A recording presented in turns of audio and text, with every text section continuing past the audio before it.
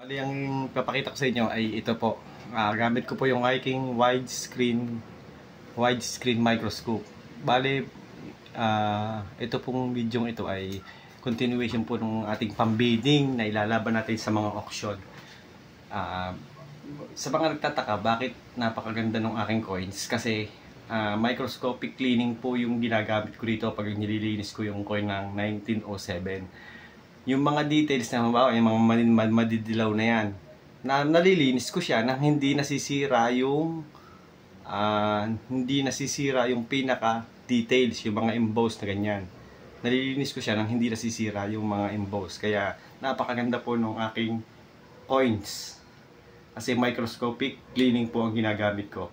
Pagka hindi nasisira yung mga details. Lahat ng details napaka-importante pa naman sa mga bidding at sa mga auction ng ganon. So tingnan natin yung ating ito. Tingnan natin yung details ng 1907 natin yun, tingnan nyo. Yan. Napakaganda. May scratch man siyang konti, siguro malilinis pa rin yan. Ayan may meron pa rin siyang madilaw, pero kaya ko pa rin linisin yan via microscope cleaning. Tingnan nyo yung details niya. Ayan yan po. Bale, ito po siya. Ito. Yan po siya. Ganyan lang siya kaliit. Pero pagdating sa microscope, malilinis ko siya ng ayos kasi ayan, napakaganda niya. Nakalagay pa po siya sa box, hindi ko siya ginagalaw. Ayan. Naka-excapalate kasi ito ay pang-bidding. Bale, ang kapal nito, ang kapal po niya ay 35 po yung kanyang bilog. Yun po yung nakalagay sa standard, 35. Tapos yung kanyang 35 points, pasok na pasok siya, 35.70. Tapos yung kanyang weight at grams ay nasa 19.76 na doon sa una kong video nandoon 19.76. Yan, yun po talaga yung standard niyan.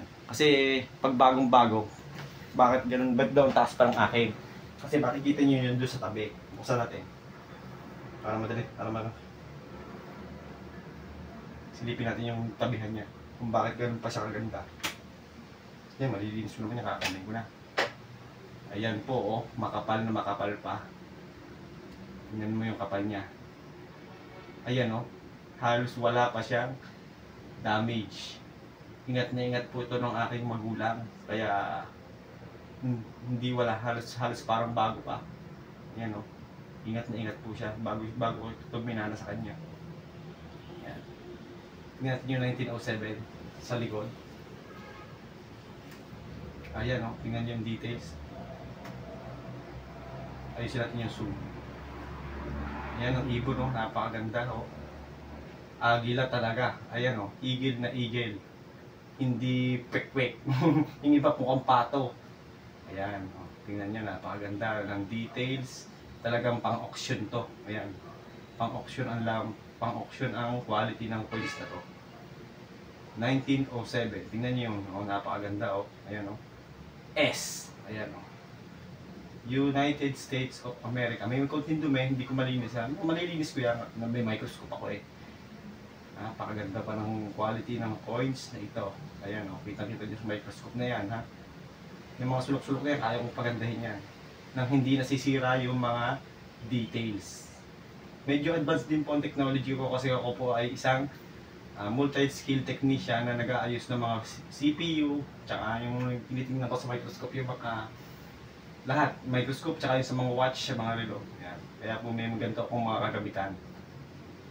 Tingnan nyo, napakaganda po ng ating 1907 na ready for bidding. Hindi ko to ilalaban dito sa Pilipinas at maraming mga buraot dito. Alam niyo naman, bibilihin nila lang mura pero may benta nila ng mahal pagdating sa ibang bansa. Ayan napakaganda po ng ating 1907 yun, may kunting scratch siya doon pero yun lang, dent lang yun, mild lang yun kasi malilinis ko pa yan. Hanggang dito na lang po muna at maraming salamat. Mabuhay Pilipinas!